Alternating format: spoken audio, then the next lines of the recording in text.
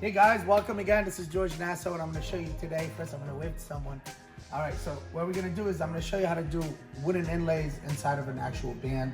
I didn't use gold. Gold's too expensive now, so I use copper. So if you want to practice, I've seen a lot of people do like wooden inlays. They do the grooves and they put the wood in there and they wrap it and they put a lot of glue and all that stuff. It's too much work.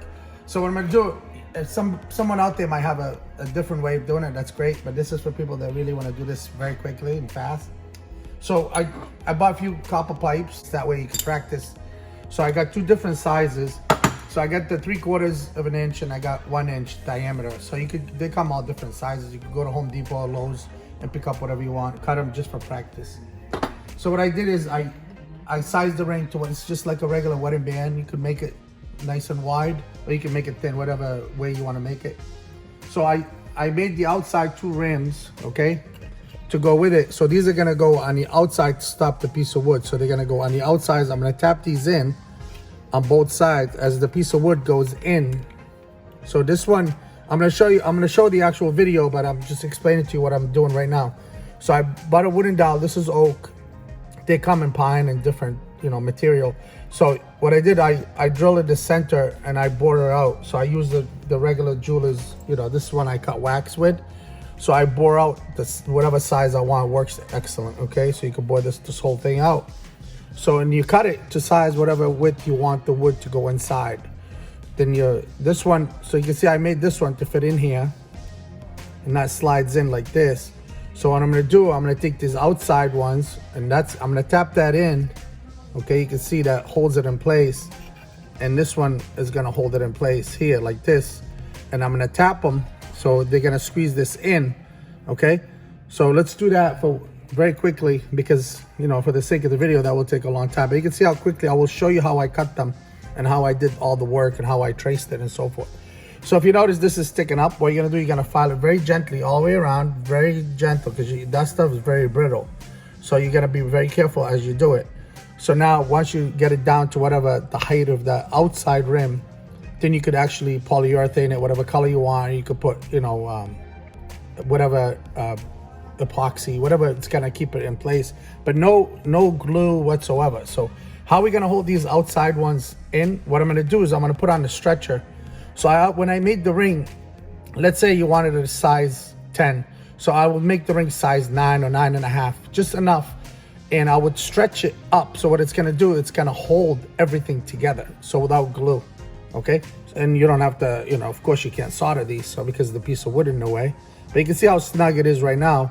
So once it goes on, once I stretch the inner circle there, or the inner ring, it's gonna pull out and it's gonna squeeze everything in place. And these pieces not gonna come out.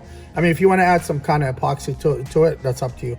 But once I polyurethane this, it's gonna look absolutely gorgeous. And there's your wedding band. Now you're all set. So you have a beautiful wedding band, but you gotta make them to size.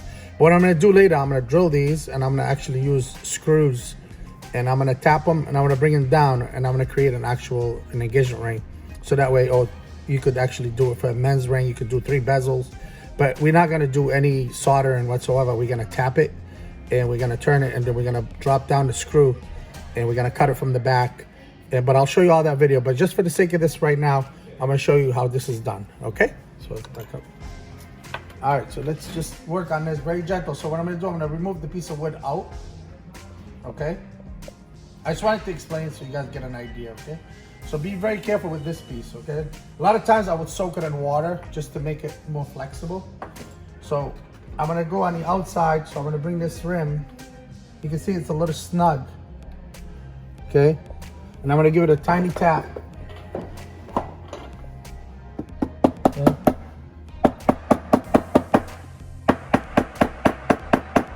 Okay. So it's nice and snug, because you want it as snug as possible, okay?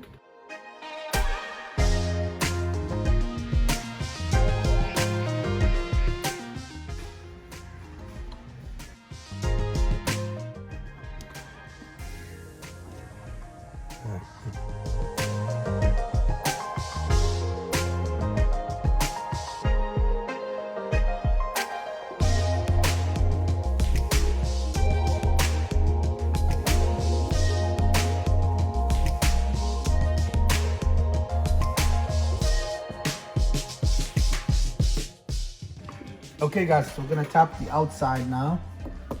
So we're gonna sandwich them together. Very gentle.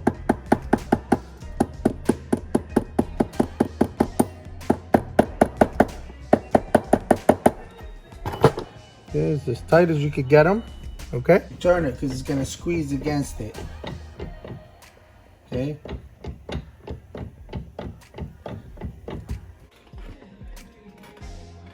Okay, now you can see everything's put together.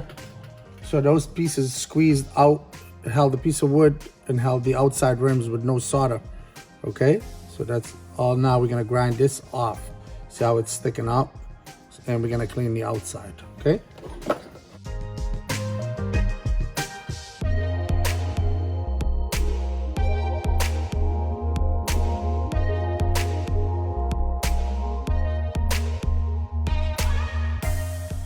Okay guys, this time we're gonna use an ultraviolet light and this type of resin here. Shout out to Jimmy the jeweler. Okay, that's dries with the ultraviolet light. So we're gonna spray some on there, or you could, some people would like to dip it, that's fine, you could do either or. Okay. You know, depends how much you want to waste. So I would take my regular tweezers, the ones I hold the inside rings with. So make sure they're out.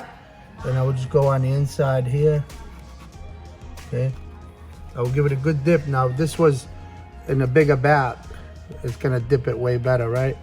So, gonna dip around and just turn it so it fills the whole thing. You know, so I just kind of take away some because I don't need that much, you know, just enough to coat it, and then you could just let it drip before you dry it. I just kind of like wipe it on the plate. But a lot of people like to do the total bath dip, but you know, this works just as good. All right, so now that looks pretty good. So I'm gonna take my light and I wanna turn it as I go. Okay guys, after you dip it, if you have like really tiny tweezers, you can you hold the rings together when you solder it. I'm gonna take my ultraviolet light and I'm gonna light this up on it.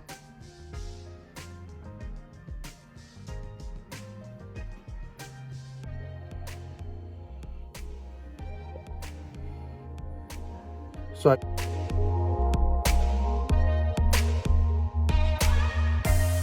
so now we're gonna remove the tweezers. It's gonna leave two tiny nubs on the inside. So we're gonna take the rubber wheel and we're gonna hit them a little bit. Okay.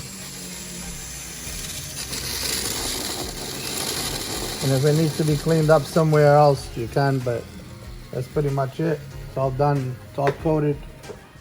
Clean it. Beautiful on the inside, it's well protected. The outside is well protected. Take a look.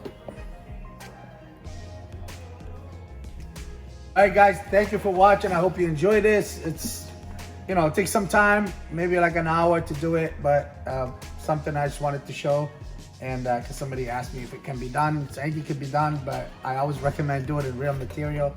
It's a long time, and it takes, you know, a while to make it out of copper. But if somebody wants it and they don't want to spend a lot of money, but they're willing to pay for your labor, I think it's the way to go. And I hope you enjoyed it, and please make a lot of comments. And again, this was for people that don't know how to make it, not for the experts, okay? Thank you so much. Talk to you soon.